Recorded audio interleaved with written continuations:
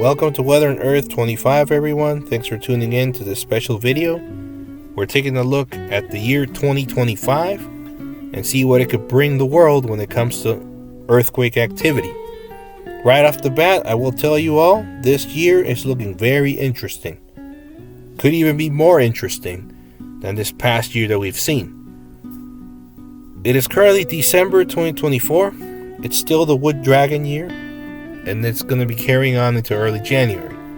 The year of the Wood Snake begins January 29th, 2025, and ends on February 17th, 2026.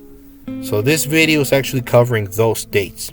If anyone's looking for early January predictions for 2025, please refer to my previous video that I posted for last year's predictions 2024 into early 2025. So, now that we're entering 2025, so far 2024 thankfully has not been as violent as what it looked like it could have been when it comes to earthquakes. Of course, it's still a little too soon because early January could still be fairly active in 2025. In fact, January 1st might actually start off being pretty active, so we may start 2025 off with a bang. So, that said, we're going to really have a focus more on the later part of January onwards. So what is this Chinese astrology anyway? So, Chinese astrology has been around for thousands of years. It's a big cultural thing in China. It's part of their culture, and there's many traditions around it. But as someone that studies the weather as well as geology and sciences of the earth, I think they're actually tapping into a potential 60-year natural cycle that's been at play for as long as there's been life on this planet in the last several thousand years. And their astrology is kind of a guide for us to have. This right here is a good way to show you what's going on with this astrology. It's really a 12-year / 60-year cycle. And as you can see there's different colors for different years, different names. And the way this goes is it starts with the year of the rat, and then it goes into the ox, and it goes into the tiger, rabbit, and so on, till you end at the dog, then the pig, and then you're back at the rat. So each year has an animal that's assigned to it that supposedly rules the year. It's like it represents that point in the cycle. But moreover than that, there's also 5 elements. So currently we're actually under the wood element. It's a time element that also goes in order. And the order is as follows: wood, fire, earth, metal, water, and then we're back to wood. So in this graphic right here, you can actually see that, if you try to find the current year in there, you will see it down there. 2024 is in green, 2025 is also in green, and then 2026 is in red.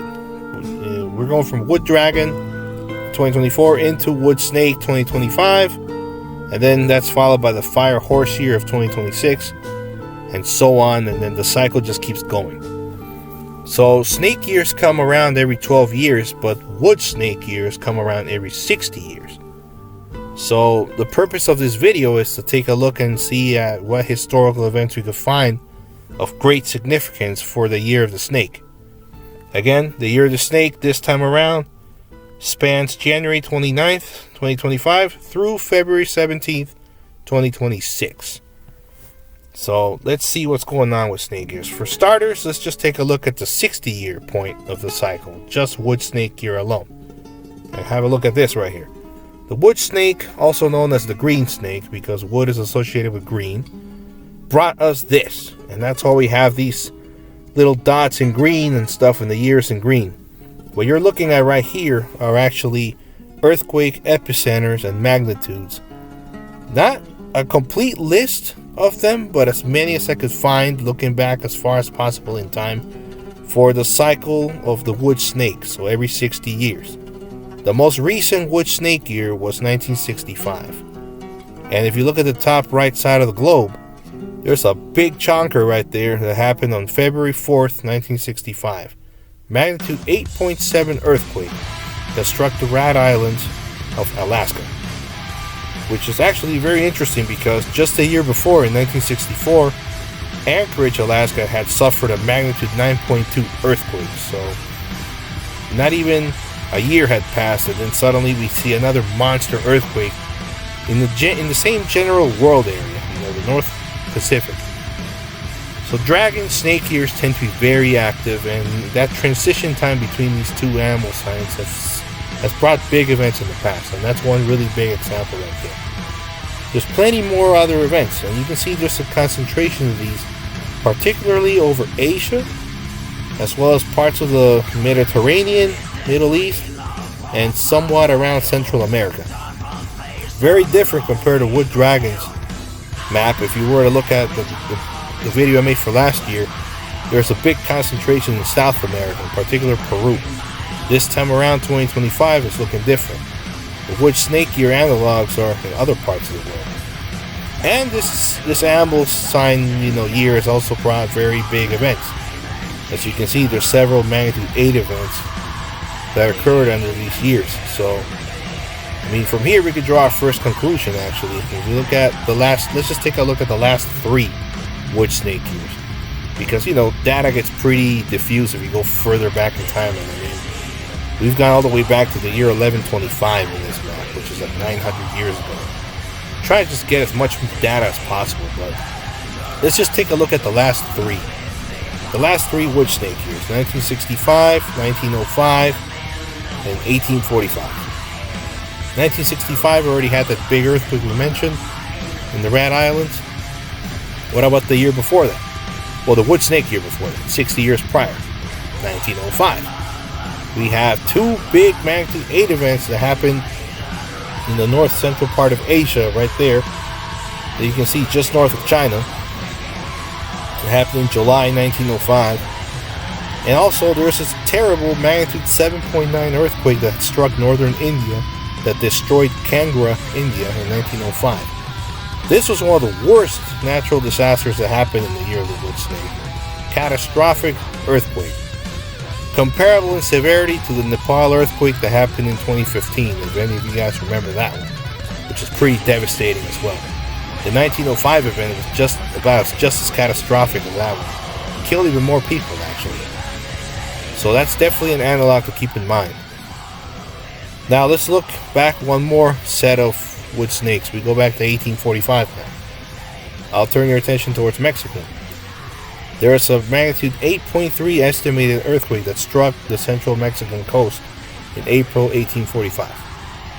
So, right off the bat, we can see there that there's been at least one magnitude 8 every wood snake year since 1845. So, chances are, guys, that we're going to see at least one magnitude 8.0 earthquake or greater in 2025.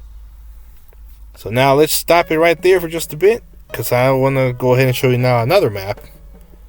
This is now all snake years. So now we're not looking just at the 60-year cycle. We're looking at the 12-year cycle. And in this particular world map, you actually see different colors related to the element of the snake year. So all the green ones relate to the wood snake, just like in the previous world map. And now you see blues, reds, browns, and silvers, which relate to the other elements.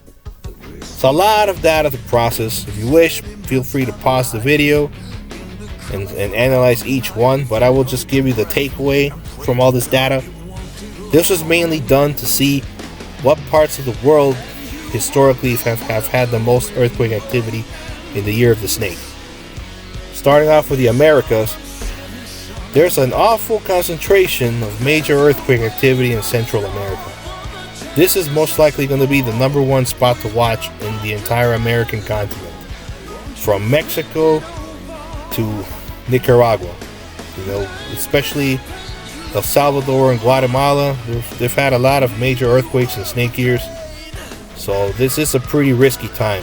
This is much riskier than what they had, for example, in 2024, where it didn't look as bad. But starting January, because even in the late part of the Wood Dragon year, they start seeing action in this part of the world, and it peaks in the snake year. So this part of the world should be on watch because of what's going on. And you can also see the times there. You can see the dates. we're going to keep in mind the dates too, because down the road you'll see how that comes into play as well. But just look at the action that's been going on there throughout history during the year of the snake. Now, South America, there's a bit of a cluster in southern Peru, northern Chile, and also in the central southern part of Chile as well, around Valdivia, to just south of there, Concepcion, and south of there. We have some earthquake activity in the year of the snake, so that might give some risk as well. Now let's go to the other side of the world, more up towards the Middle East part of the world, in Europe. There's a few large events that happen southwest of Portugal, but then there's a real big concentration around Italy and Greece into eastern Turkey. This would be another really big place to watch in 2025. I would suggest everyone that's in this part of the world to keep an extra close eye on potential earthquake risk in 2025. Definitely a riskier looking year than 2024 was for this part of the world. And also just north of there, for example, Romania, which has had big earthquakes in the year of the snake before as well. Snake year is just a really active looking one for this particular side of the Mediterranean and Eastern Europe. Now, as we look further towards the east, there's a few more events of importance around Iran and India, including the Kangra event from 1905. There's also a more recent event that happened in 2001, which was a killer earthquake that struck the Gujarat part of India on January 26th, so right as the snake year was beginning. Very important to keep in mind, this snake year might start off pretty active. Then the Himalayan fault areas still had a lot of action. September 1833 had one, August 1833, then there's an 1125 year there. I know, a long time ago, but I'm including it because it's one of the 3 greatest earthquakes ever known to have struck the Himalayas. The exact date is unknown. It's just the year that's listed, 1125. About a magnitude 8.5. So it's considered one of the greatest earthquakes in the Himalayas. Definitely got to jot it down. And then we have China, which has a bunch of events that have happened, and particularly a lot of wood snake years too. We're in the mix with China and north of there as well in Mongolia. So this is definitely a very important part of the world to watch as well. This is the third really big part of the world to watch. And then, of course, as we look further east, we have Japan, which is another pretty important cluster going on there in Japan. And then there's a few events in Indonesia and in Oceania as well. So the takeaway from here is we can see what parts of the world might actually warrant more attention. Looks to me like Central America, the Mediterranean, and Eastern Turkey, that part of the world, and China, the Himalayas, Japan. Potentially also Indonesia and Oceania. Those are the main places that look like they've been hit in snake year. And in case you're wondering, what were the worst earthquakes that have been seen in the year of the snake? What can we have as a base to think? We're trying to estimate what's the worst case scenario that we can see in 2025. Well, let me show you this map right here. This is now map number 3. We isolated the biggest events known to have happened in any of the year of the snakes. So this includes the wood snakes, the water snakes, the metal snakes, whatever. Look at these events that have happened. The 1965 event is there. Just had to draw it on the other side of the globe because it was going to interfere with 1737 that's on the other side of the globe there. Kamchatka got hit by a giant earthquake in 1737. 1965 had the Rat Islands, 8.7. The Kamchatka 1737 was about a magnitude 9. Japan had an 8.6 in 1677. There's the 1905 earthquakes in the central part of North Asia right there. There's the 1125 megaquake as well in Nepal. And look at Indonesia. They had really big ones as well in snake year. 1797 had an 8.4. 1977 had an 8.3. But holy moly, look at 1833, 9.2. Struck 25th November, 9.2 magnitude. The biggest of all the snake year earthquakes was that one. And interesting fact, it was the predecessor of the 2004 Indonesia tsunami earthquake. So before 2004, the next huge megaquake that had happened in Indonesia was that one. Go figure. Now, another interesting thing is just southwest of Portugal, 2 very large earthquakes over magnitude 8, 1761, 1941. Again, November 25th and 31st March. We see some repeat dates, November 25th, keep that in mind. That might be a very active time frame in late November in the snake year. Something to keep in mind. Now, of course, in the Americas, we had 1845 and 2001. Magnitude 8.3 and 8.4 respectively. Also fairly significant events worth mentioning. So that's the snake year events so far, historically. So here's the interesting part now. Let's put all this together, and now I can show you the predictions for 2025. This is it. Which snake year earthquake forecast? January 29, 2025 through February 17, 2026. It's as detailed as I can give you something, for predictions for earthquakes for this coming year using this Chinese astrology history and the analog events and the understanding of the 60-year and 12-year cycles. We put all that stuff together, and I can give you this product here. It's looking pretty bad, guys. This is not a typical earthquake year where there's just some risk for events. No, this year looks really active. I mean, it's almost guaranteed we're going to see at least one magnitude 8. In my opinion, we might even see several magnitude 8 earthquakes this year, if not even bigger, like towards 9. There's definitely going to be more magnitude 7 events as well that are going to be very destructive, man. You can see the months that I've put at the bottom of the world map. They're in different colors, and I have a color scheme for the months as well. From all that data, we picked the months that had the most activity. So in red, we have the riskier months. In yellow, we have the ones that were about average risk. And in green, we have the lower risk months overall. It looks like January, February 2025 could be very active. Then we have equal chances March through May. Then again, a significant risk June 2025 and July 2025. Followed by equal chances August and September. Maybe some relaxing around October 2025 before we see a really big peak again on November 2025 that possibly lasts into December 2025. And then 2026 quiets down a little bit until we get to February 2026 when we'll start shifting out of the wood snake year and into the fire horse year that comes next. That's going to be something for a later date that you're going to see, as fire horse year can also be fairly active, but in a different way. So that's the times. Now, I've put in the world map here different colored boxes around different parts of the world. As you would imagine, the ones in red are the biggest risk areas.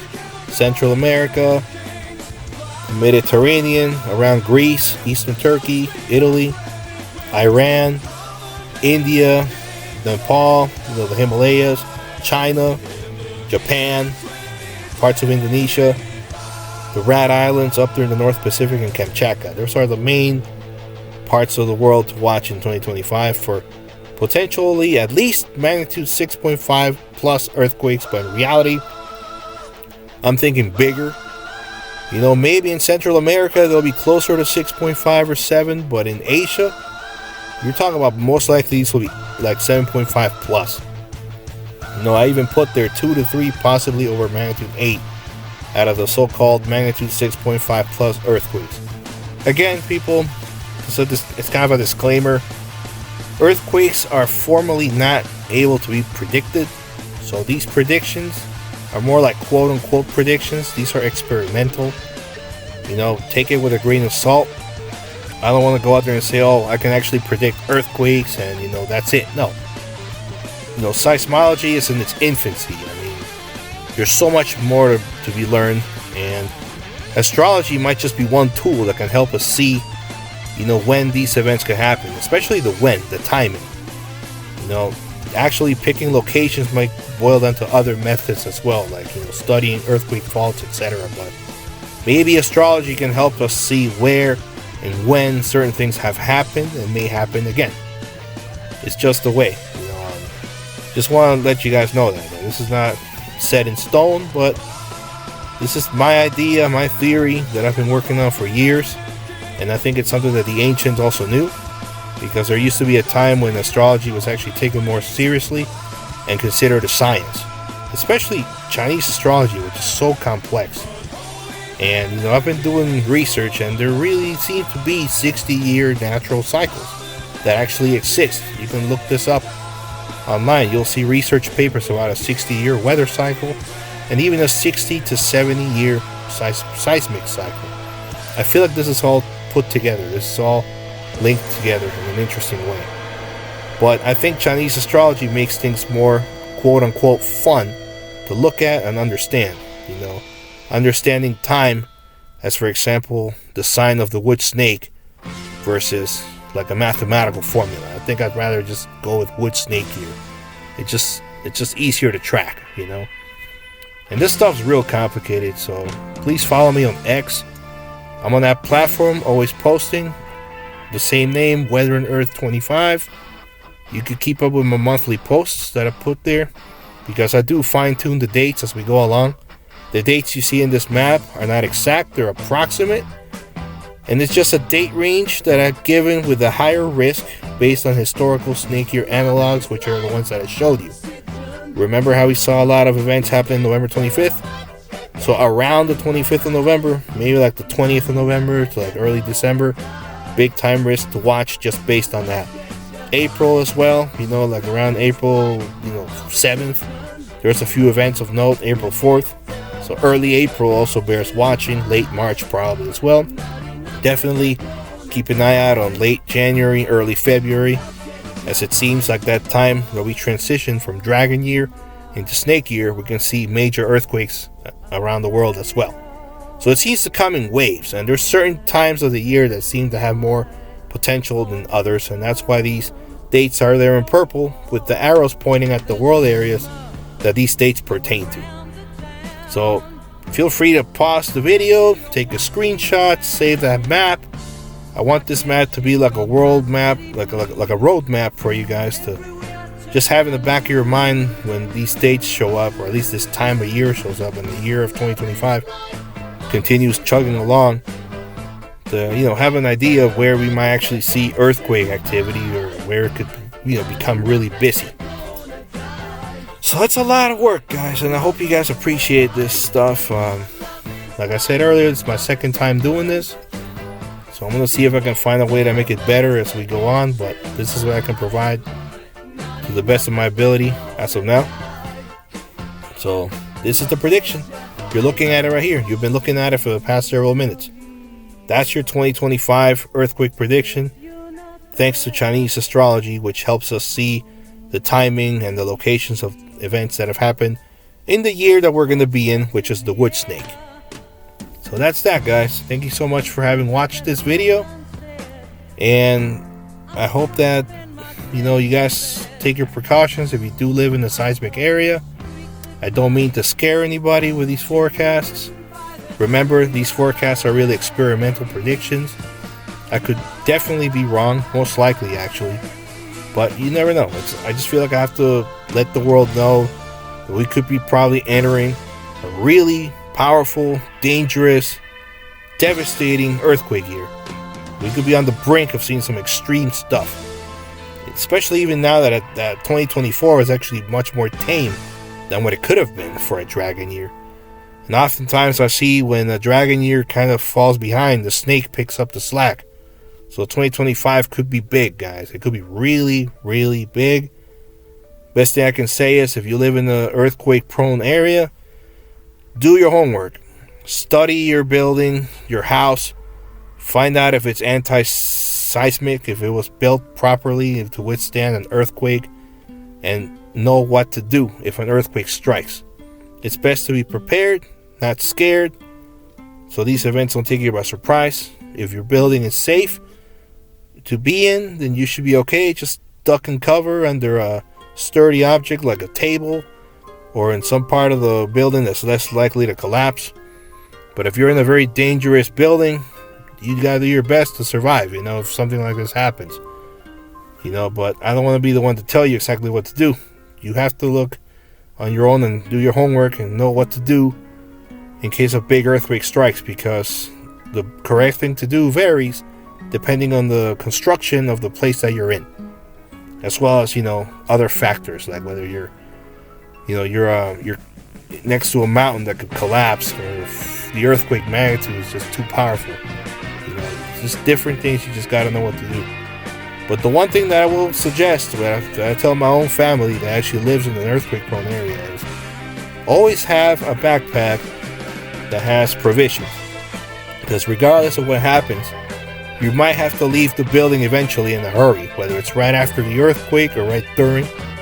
You want to take this backpack with you that's going to have water, first aid kits, a change of clothes, undergarments. Yes, people, sometimes these earthquakes strike you when you're in the bathroom and you don't have the time to put on clothes. So have all that in that backpack. So when the moment something happens, all you got to do is grab that backpack along with the other stuff and just leave. And that will have everything you need in there. It may seem like a simple thing, but it can really be a big game changer if you're trying to survive an earthquake. It's good to have a little earthquake bag with provisions, snacks, water, etc. And that's all, guys. I hope you guys take good care of yourselves. Let's hope for the best this 2025 for the world. I hope it doesn't become a really big disaster year, even though many things are pointing to 2025 being an epic year for natural disasters. Not just Chinese astrology, but I'll give you a little bit of numerology in there as well. It's 2025, people. It ends in 25. It's 2 plus 0 plus 2 plus 5. That equals 9. 9 years are pretty active. It ends in 25. 25 is a very powerful number. It's almost like it's destined to be big. So let's just keep that in mind and hope for the best and prepare for the worst. Thank you for having watched this video. Please like and subscribe. You let YouTube know how well I'm doing. And feel free to keep up with any updates that I post on X. You can find me as Weather and Earth 25 on there as well. So much appreciated, guys. Take good care of yourselves. Goodbye.